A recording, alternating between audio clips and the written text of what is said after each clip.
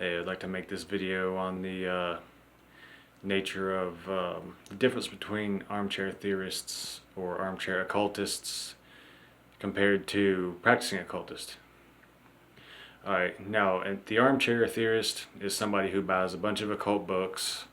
They read a whole bunch of information. They attain a lot of knowledge on different occult topics, but they never put any of it into practice, so they basically have a lot of useless information since they don't put it into practice. Whereas a practicing occultist is somebody who reads a couple books and they actually put into practice the rituals and ideas presented in those books. Sometimes they combine ideas from one book and another and create their own ritual systems. And, they're pretty much like a scientist where, you focus on a book for a while and you write down what you experience and you go back and you determine what's true, what's false in the book, and you separate the wheat from the chaff kind of deal. And that's what I would be, a practicing occultist. Now, unfortunately, the majority of occultists on social media are what is known as armchair theorists. They read a bunch of books and then they think they're the most powerful magician or occultist in the world because they've read this book, that book, but they never use any of it except to contradict the knowledge of someone else. And they also only use that knowledge to make themselves feel better about themselves and their knowledge compared to someone who actually practices, what they've read or, things of that nature. And they will take the knowledge that they have to put down people who have experienced things contradictory to what they read.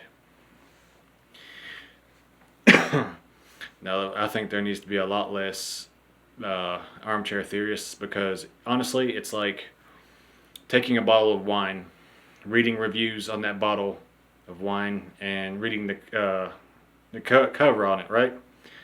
About what type it is and all that.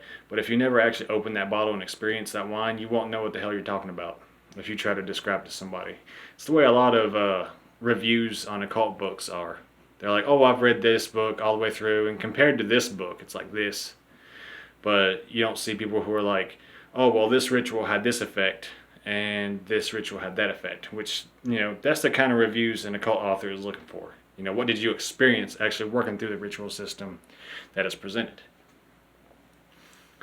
Let's see. But yeah, there really needs to be more practicing occultists who will actually go out and experience what is written in these books and then compare it with other people's experiences, not just, what other people have written, because somebody could write anything. And if you don't actually put it to the test, then you're not going to get anything from it. Simple as that. And that ends this rant.